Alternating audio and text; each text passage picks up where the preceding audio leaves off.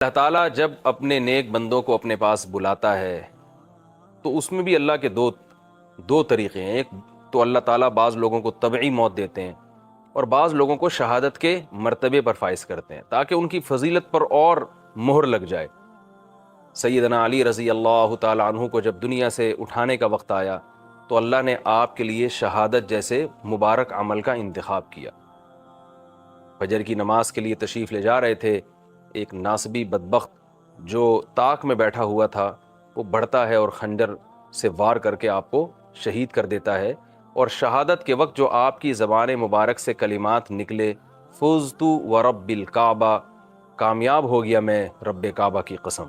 آج میں جس شخصیت پر آپ کے سامنے بات کروں گا، سیدنا علی رضی اللہ تعالی عنہ، اللہ تعالیٰ نے حضرت علی رضی اللہ تعالی عنہ امیر المؤمنین علی رضی اللہ تعالی عنہ کو بہت اعتبارات سے، بہت ساری فضیلتوں سے نوازا ہے۔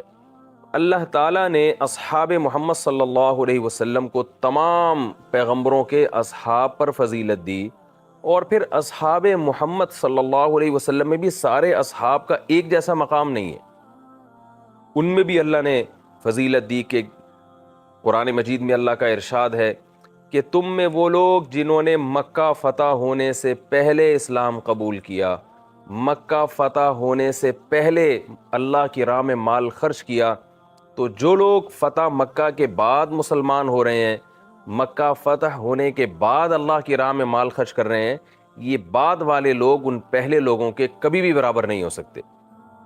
اگرچہ اللہ نے سب سے اچھا وعدہ کیا ہے، سب سے جنت کا وعدہ کیا ہے، لیکن یہ پہلے لوگ بعد والے لوگوں کے برابر، بعد والے پہلے لوگوں کے برابر نہیں ہو سکتے۔ اس لحاظ سے بھی اللہ نے صحابہ کرام کو دو حصوں میں ڈیوائیڈ کیا کہ مکہ فتح ہونے کے بعد کون ایمان لا رہا ہے اور مکہ فتح ہونے سے پہلے کون ایمان لا رہا ہے۔ پھر کچھ صحابہ ایسے ہیں جن کو یہ فضیلت حاصل ہوئی کہ وہ بالکل ابتدائی وقت میں مسلمان ہوتے ہیں۔ دیکھیں اللہ کے ہاں فضیلت کا معیار کیا چل رہا ہے، کون پہلے، کیونکہ اسلام جب بالکل اجنبی تھا اس وقت کون ہے جس نے میرے حبیب صلی اللہ علیہ وسلم کا ساتھ دیا۔ تو مکہ فتح ہونے سے پہلے اسلام چونکہ کمزور تھا، لہذا جن صحابہ نے مکہ فتح ہونے سے پہلے اسلام کا ساتھ دیا، نبی صلی اللہ علیہ وسلم کا ساتھ دیا، اللہ نے ان کی فضیلت کو بعد والوں پر بڑھا دیا۔ ایسے ہی صحابہ کرام میں کچھ صحابہ ایسے ہیں کہ جن کو کچھ اس قسم کی فضیلتیں ملی ہیں کہ وہ فضیلت کسی دوسرے صحابی کے حصے میں نہیں آئی۔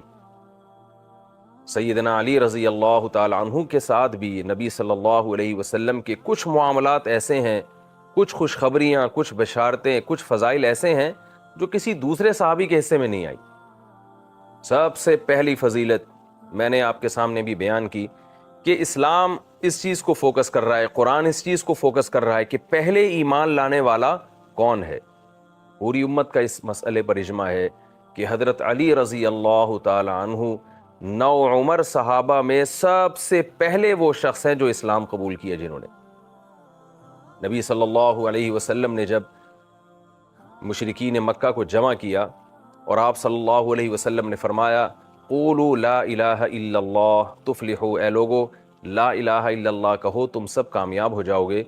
ابو جہل نے کہا، ابو لہب نے کہا تبا لک یا محمد صلی اللہ علیہ وسلم الہذا جمعتنا، کیا آپ نے ہمیں معاذ اللہ اس کام کے لیے بلایا تھا، باپ دادا کے دین سے ہٹانے کے لیے؟ یہ وہ دور تھا جب رسول اللہ صلی اللہ علیہ وسلم بالکل تنہا تھے، بالکل اکیلے تھے، پوری قوم ایک طرف بلکہ پوری دنیا ایک طرف، دنیا میں کہیں بھی توحید کی دعوت نہیں تھی۔ اور آپ اندازہ لگائیں اس دعوت پر ایک روایت کے مطابق حضرت علی کی عمر 8 سال اور ایک روایت کے مطابق 10 سال، ایک 10 سالہ یا 8 سالہ بچہ، نو عمر بچہ سے اللہ نے اتنی فراست دی ہے کہ وہ اس دعوت پر لبیک کہتا ہے اور پوری قوم سے ٹکر لیتا ہے۔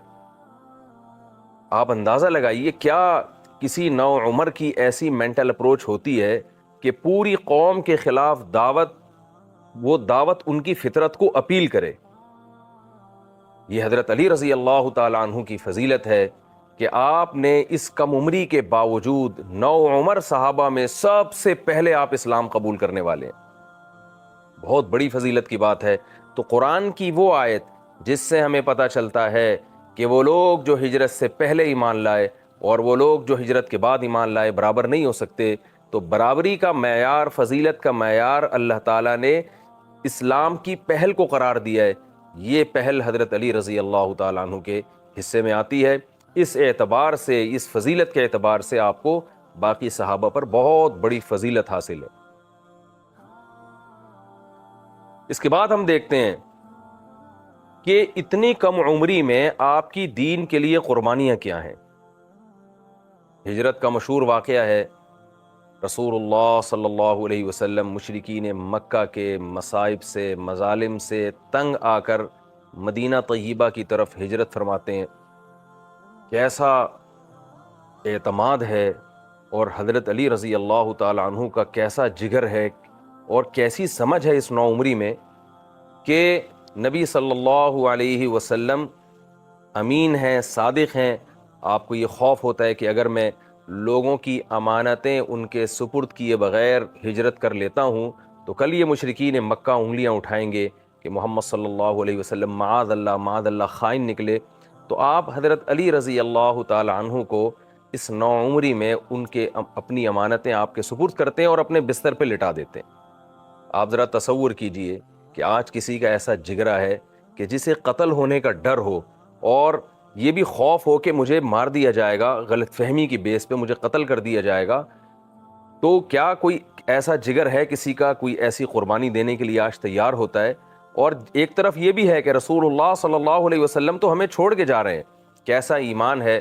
حضرت علی رضی اللہ تعالیٰ عنہ قربانی دیتے ہیں اور آپ صلی اللہ علیہ وسلم کے بستر مبارک پر لیٹ جاتے ہیں. مشرکین کھڑے کھڑے انتظار کر رہے ہیں اور جب دیکھتے ہیں کہ یہ تو علی ہیں، آپ کو چھوڑ دیتے ہیں. اس حال میں اللہ کی طرف سے مقدر تھا، اللہ نے آپ سے کام لینا تھا. اور حضرت علی رضی اللہ تعالیٰ عنہ آپ صلی اللہ علیہ وسلم کی امانتیں لوگوں کے سپرد کرتے ہیں اور 3 دن کے بعد پھر آپ بھی ہجرت فرما لیتے ہیں. تو مہاجر صحابہ کی اللہ نے الگ سے فضیلت بیان کی ہے. فرمایا جو لوگ ہجرت کی جنہوں نے اور شروع میں اللہ کی راہ میں جہاد کیا، ان کے برابر بھی بعد والے لوگ نہیں ہو سکتے. پھر آپ جب ہجرت کر کے جاتے ہیں تو پہلی لڑائی ہے بدر کی. اس وقت مورخین لکھتے ہیں آپ کی عمر 22 سال، بعض روایتوں میں کچھ کمی بیشی بھی ہے، تقریباً 22 سال. آپ اندازہ لگائیے 22 سال کی عمر کیا ہوتی ہے. غزوہ بدر ہے، سامنے 1000 کا لشکر، ادھر 313 کا لشکر. عرب میں یہ دستور تھا کہ جب بھی لڑائی ہوتی تھی تو لڑائی سے پہلے جو قوم کے بہادر ترین لوگ ہوتے تھے نا، وہ پہلے نکل کے حل میں مبارز کا نعرہ لگاتے تھے. حل میں مبارز کا مطلب یہ کہ کوئی ہے ہم سے مقابلہ کرنے والا. اس نعرے میں ہوتا یہ تھا کہ جس نے یہ نعرہ لگایا اس کا مطلب کہ وہ اپنے آپ کو قتل کے لیے گویا پیش کر رہا ہے. یعنی وہ یہ بزبان حال کہہ رہا ہے کہ جب تک سامنے والے کو میں قتل نہ کر دوں یا سامنے والا مجھے قتل نہ کر دے، اس وقت تک لڑائی شروع نہیں ہوگی. ایسی کنڈیشن میں جو یہ نعرہ لگائے گا اسے یہ بھی پتا ہوتا ہے کہ سامنے سے بھی کوئی بہت ہی بہادر آئے گا، کیونکہ جو آئے گا وہ بھی وہ شخص ہوگا کہ اسے بھی یہ یقین ہوگا کہ ہم دونوں میں سے ایک نے لازمی قتل ہونا ہے. تو سامنے سے بھی کوئی ایسا آدمی نہیں آئے گا جو کمزور ہو یا جس کا ظرف چھوٹا ہو. ادھر نعرہ لگتا ہے ادھر، اور نعرہ لگانے والے عرب کے 3 بڑے بڑے سردار ہیں جو بہادری میں بڑے مشہور تھے. ایک عتبہ ابن ربیعہ، ایک شیبہ ابن ربیعہ اور ایک ولید ابن عتبہ. شیبہ اور عتبہ یہ دونوں بھائی تھے اور ولید ان کا بیٹا تھا. یہ تینوں عرب کے قریش تھے. یہ ادھر ہم دیکھتے ہیں کہ مسلمانوں سے 3 انصار صحابی آتے ہیں ان کا مطالبہ قبول کرتے ہوئے، اور وہ بھی حلم مبارز کا نعرہ لگاتے ہیں کہ ٹھیک ہے بھائی، یہ 3 جوان ہیں تو ہماری طرف سے بھی 3. یہ قریش کے 3 سردار کہتے ہیں نا نا نا نا، ان سے نہیں لڑنا ہمیں ہمارے جیسے قریشی چاہیے، ہمارے جیسے جوان چاہیے، ہمارے جیسے بہادر چاہیے. آپ صلی اللہ علیہ وسلم لشکر کی طرف دیکھتے ہیں تو ادھر سے حضرت علی، حضرت حمزہ اور ابو عبیدہ رضی اللہ تعالی عنہ، یہ 3 قریشی سردار اس موقع پر آتے ہیں، سامنے کھڑے ہوتے ہیں. تو یہ عرب کے سردار کیا کہتے ہیں؟ نعم نعم اکفاؤنا، یہ ہیں ہمارے جیسے، ان سے لڑائی میں مزہ آئے گا. اس وقت حضرت علی رضی اللہ تعالی عنہ کی عمر 22 سال ہے. آپ بتائیں ایک 22 سال کا نوجوان لڑکا، کیا اس میں آج یہ تصور ہے کہ وہ تلوار لے کے میدان میں اترے اور اسے پتا ہو کہ جب تک میں قتل نہ کر دیا جاؤں یا میں سامنے والے کو قتل نہ کر دوں اس وقت تک لڑائی شروع نہیں ہوگی. کیا کسی 22 سال کے نوجوان کا یہ جگرا ہے آج؟ حضرت علی رضی اللہ تعالی عنہ اور حضرت حمزہ رضی اللہ تعالی عنہ اور تیسرے صحابی حضرت ابو عبیدہ، ان تینوں کی لڑائی شروع ہوتی ہے، اور حضرت علی رضی اللہ تعالی عنہ ولید کو قتل کرتے ہیں، اور حضرت حمزہ رضی اللہ تعالی عنہ دوسرے سردار کو قتل کرتے ہیں، اور حضرت حمزہ رضی اللہ تعالی عنہ حضرت ابو عبیدہ رضی اللہ تعالی عنہ زخمی ہو جاتے ہیں، لیکن حضرت ابو عبیدہ کو زخمی کرنے والے کو بھی یہ دونوں اصحاب مل کے قتل کر دیتے ہیں. یہ غزوہ بدر میں آپ کی بہادری تھی جو بالکل نوعمری میں. یہ بہت بڑی فضیلت ہے، یہ اسلام کے لیے آپ کی بہت بڑی قربانی ہے. رسول اللہ صلی اللہ علیہ وسلم جب بدر سے فارغ ہوتے ہیں تو دوسری لڑائی اسلام میں غزوہ احد ہے. ایک مورخ تاریخ کی کتابوں میں لکھتے ہیں کہ حضرت علی رضی اللہ تعالی عنہ کو غزوہ احد میں 17 زخم آئے تھے. 17 زخم یہ معمولی نہیں ہوتے. نبی صلی اللہ علیہ وسلم حضرت علی سے کس قدر محبت کرتے ہیں. یہ ایک جزوی فضیلت ہے. کسی کو اپنی بیٹی دے دینا، اور ایک پیغمبر کا اپنی بیٹی کسی کو دے دینا، یہ اتنی بڑی فضیلت ہے کہ اس کا جتنا تصور کیا جائے وہ کم ہے. یہ بالکل درست ہے. آپ صلی اللہ علیہ وسلم نے حضرت ابو بکر کی بیٹی سے نکاح کیا، آپ صلی اللہ علیہ وسلم نے حضرت عمر کی بیٹی سے نکاح کیا. بہت بڑی فضیلت ہے. کسی کی بیٹی سے نکاح کرنا بھی فضیلت، لیکن پیغمبر، اور وہ پیغمبر جو سید الانبیاء ہو، وہ خود اپنی بیٹی کسی پہ پیش کرے، یہ بہت بڑی فضیلت کی بات ہے. حضرت فاطمہ رضی اللہ تعالی عنہا کی جب نکاح کی عمر ہوئی تو بہت سارے سرداروں نے نکاح کا پیغام بھیجا. ایک روایت میں آتا ہے آپ صلی اللہ علیہ وسلم نے فرمایا میں نے اس کو علی کے لیے بٹھایا ہوا ہے. پھر آپ نے حضرت فاطمہ سے پوچھا، حضرت علی کا رشتہ پیش کیا. حضرت فاطمہ نے خاموشی ظاہر کی، جو اس کی علامت تھی کہ آپ راضی ہیں. آپ صلی اللہ علیہ وسلم نے اپنی بیٹی کو رخصت کر کے حضرت علی رضی اللہ تعالیٰ عنہ کے گھر بھیجا. یہ کتنی بڑی فضیلت ہے کہ پیغمبر اپنی بیٹی کسی صحابی پر پیش کر رہے ہیں، اور ایک حضرت علی رضی اللہ تعالیٰ عنہ سے قرب کی بیس پر، آپ کے کمالات کی بیس پر اپنا داماد ان کو بنا رہے ہیں. آپ صلی اللہ علیہ وسلم حضرت علی سے کس قدر محبت کیا کرتے تھے. ایک مرتبہ آپ صلی اللہ علیہ وسلم نے حضرت علی کو یمن میں ایک معرکے میں امیر بنا کے بھیجا. جب آپ واپس آئے ہیں تو ایک صحابی نے رسول اللہ صلی اللہ علیہ وسلم کے سامنے سیدنا امیر المؤمنین علی ابن ابی طالب رضی اللہ تعالیٰ عنہ کی کچھ شکایت کی. جیسے بعض حضرات ہوتے ہیں، امیر سے ان کو کچھ ایسی چیز پہنچتی ہے جو وہ پسند نہیں کرتے، تو امیر کے بارے میں کچھ شکایت کرتے ہیں. تو آپ صلی اللہ علیہ وسلم کو جب حضرت علی کے بارے میں کچھ شکایت کی گئی تو حدیث میں ہے، روایت میں ہے کہ آپ صلی اللہ علیہ وسلم کے چہرے کا رنگ متغیر ہو گیا. آپ کے چہرے سے پتہ لگ رہا تھا کہ آپ صلی اللہ علیہ وسلم حضرت علی کی اس شکایت کو خوش نہیں ہیں، اس شکایت کو سننا نہیں چاہتے. اور پھر آپ صلی اللہ علیہ وسلم نے فرمایا ان صحابی سے جو شکایت کر رہے تھے کہ کیا تمہیں معلوم نہیں ہے کہ میں اولا بالمؤمنین من انفسہم ہوں، میں مومنین کا خیرخواہ ان کی جان اور مال سے بھی زیادہ ہوں. صحابی نے کہا کیوں نہیں یا رسول اللہ، آپ یقیناً مومنین کے خیرخواہ ہیں، ان کی جان سے بھی زیادہ اور ان کے مال سے بھی زیادہ. تو آپ صلی اللہ علیہ وسلم نے فرمایا من کنت مولاہ فعلی مولاہ، جس کا میں مولا ہوں علی بھی اس کے مولا. یعنی اگر میں مسلمانوں کا خیرخواہ ہوں اور اپنی جان اور مال سے بھی زیادہ، تو علی بھی مسلمانوں کے میری ہی طرح خیرخواہ ہیں، جان اور مال سے بھی زیادہ. لہذا تم کیوں علی کی شکایت کر رہے ہو میرے سامنے؟ ان سے زیادہ خیرخواہ تمہارا کوئی امیر ہو نہیں سکتا. یہ حدیث کا مفہوم ہے. کس قدر آپ صلی اللہ علیہ وسلم کو حضرت علی رضی اللہ تعالیٰ عنہ سے محبت تھی. خیبر کے موقع پر حضرت علی رضی اللہ تعالیٰ عنہ کی آنکھ میں تکلیف تھی، جس کی وجہ سے آپ اس لڑائی میں شریک نہ ہو سکے. خیبر فتح نہیں ہو کے دے رہا، کئی دن ہو گئے، محاصرہ ہو رہا ہے. صحیح بخاری کی حدیث ہے، آپ صلی اللہ علیہ وسلم نے ارشاد فرمایا لَأُعْطِيَنَّ الرَّایَةَ رَجُلًا يُحِبُّ اللَّهَ وَرَسُولَهُ وَفِي رِوَایَةٍ يُحِبُّهُ اللَّهُ وَرَسُولُهُ. کل میں علم اس شخص کو دوں گا، امیر اس شخص کو بناؤں گا، اس شخص کے ہاتھ میں جھنڈا پکڑاؤں گا کہ جو اللہ اور اس کے رسول سے محبت کرتا ہے، اور اللہ اور اس کے رسول اس سے محبت کرتے ہیں، اور اللہ اس کے ہاتھ پہ یہ قلعہ فتح کر دے گا.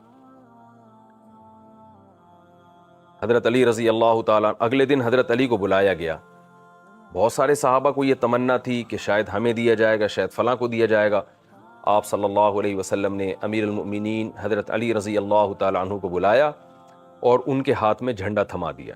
آپ کی آنکھوں میں تکلیف تھی، آپ صلی اللہ علیہ وسلم نے اپنا لعاب مبارک حضرت علی رضی اللہ تعالیٰ عنہ کی آنکھوں میں لگایا، جس سے آپ کو شفا ملی، اور اللہ تعالیٰ نے آپ کے ہاتھوں خیبر کا قلعہ فتح فرمایا، اور قیامت تک کے لیے آپ کی فضیلت پر ایک مہر لگ گئی، اور قیامت تک کے لیے حضرت علی رضی اللہ تعالیٰ عنہ کے مخالفین کے خلاف ایک حجت قائم ہو گئی کہ یہ وہ نبی صلی اللہ علیہ وسلم کے وہ چہیتے ہیں جن کے بارے میں آپ صلی اللہ علیہ وسلم نے اخلاص کی، خلوص کی بشارت دی۔ اور سب سے بڑی فضیلت جو اس واقعے میں یہ ہے کہ دیکھیے، اگر حضرت علی رضی اللہ تعالیٰ عنہ پہلے سے اس لڑائی میں موجود ہوتے اور پھر آپ صلی اللہ علیہ وسلم ان کے ہاتھ میں جھنڈا تھما دیتے تو یہ بھی بڑی فضیلت تھی۔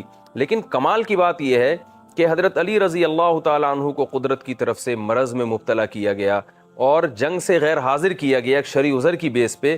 یہ بتانا مقصد تھا قدرت کی طرف سے، اللہ رب العزت کی طرف سے، کہ یہ جنگ میں حاضر ان کا ہونے کا ارادہ نہیں تھا اور شرعی عذر کی وجہ سے یہ جنگ سے غیر حاضر ہیں، لیکن اللہ تعالیٰ ان کی فضیلت کو دنیا کے سامنے ثابت کرنے کے لیے باقاعدہ ان کو بلوایا جائے گا، ان کی آنکھوں میں جو بیماری ہے اس سے ان کو شفا دی جائے گی، اور پھر ان کے ہاتھ میں جھنڈا پکڑا کر فتح کی جائے گی، یہ بتانے کے لیے کہ اب تک جو لڑائی میں فتح نہیں ہو رہی تھی، کامیابی نہیں ہو رہی تھی، اس کا بنیادی مقصد مسلمانوں کی آزمائش نہیں، بلکہ اس کا بنیادی مقصد یہ تھا کہ اللہ حضرت علی رضی اللہ تعالی عنہ کی فضیلت کو ثابت کرنا چاہتے تھے، اور وہ فضیلت اس پروسیس کے بغیر، اس عمل کے بغیر پوری طرح سے ثابت ہو نہیں سکتی تھی۔